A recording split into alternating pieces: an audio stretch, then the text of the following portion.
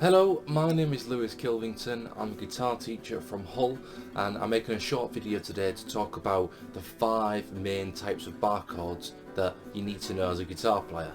When I'm teaching bar chords, I always stress the importance of learning these 5, and they come up in every song that we want to learn. So going through each one, what I'm going to be talking about is the 5 with the root note on the E string and the root note on the A string as well. So let me get a bit closer to show you. So the first 5 shapes we need to learn is with the root note being on the E string. Here are all the different shapes: major, minor, 7th, minor 7, major 7. And you've got to look at the diagram and work out the appropriate shape from there. Once you've got it, I don't think anything technical. I'm just literally thinking, that's a major. That's just the general major shape.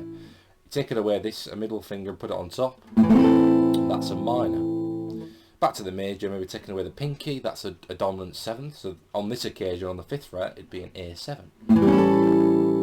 Take away this finger, that makes it minor 7. And the major 7 shape is just a different shape. And with that chord, I only play with my right hand down to the B string, personally. So they're the 5 shapes, and you've got to sit there and just study them and play them in different positions because the frets get smaller the way you go up. So it's good practice to do that. And so you need to be thinking like 3rd fret, E, F, F sharp, G. And then I'll play the minor shape, so that's a G minor. Okay, G, G sharp, A sharp, B. So the 7th fret is a B. So now let's say I do the dominant 7th shape. That'll be a B7. So you need to make sure you know the notes on both the E and A. But we're talking about the E for the time being, and then just play the shape depending on where you are, and that's it. And then you just that's the chord. Yeah, so I've just spoke about the A string as well. We need to know that too, and it's different 5 shapes. You've got major, minor, dominant 7th, minor 7th, major 7th. And once again, depending on where you play it, will determine the root of it. So if I play the major 7th shape on the 3rd fret, A sharp, B, C, so that's a C. And there we go, major 7th shape. So that'll be a C major 7. If I go up to the 5th fret on the A string, so it's C, C sharp, D, and play the minor 7, that'll be a D minor 7. And all of these chords come up in lots of songs, so we need to know these. And what you also need to know is these chords in different positions. So this is talking about exactly what we're going through, the root note being on the E and the A. So if we're talking about a chord, let's say a G minor, that's a G minor with the root note being on the E string. So there's a G, you play the minor shape, G minor. And then we also need to know it on the A string. So there's a G, number 10 on the A string, and you play the minor shape there. So they're both a G minor. And you want to do that with them all. So for example, a C major 7 and a C major 7.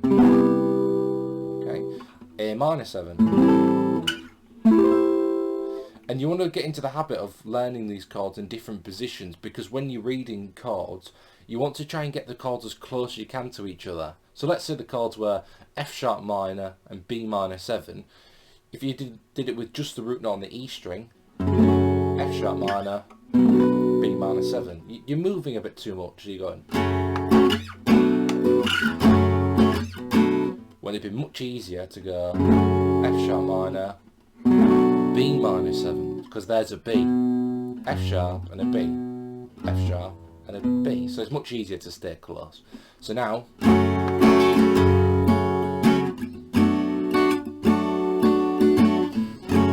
Now that's much easier because it's literally directly underneath. So when you're playing that chord change, all you would do is change the shape from the E to the A string, and obviously from minor to minor 7. It's much more easy. Same thing with, let's say this example. Let's say the chords A major and D major. A major, D major. Now obviously that's moving too much. Instead, A major, D major, just underneath your fingers, because there's an A and there's a D. So it's always about keeping it as simple as possible.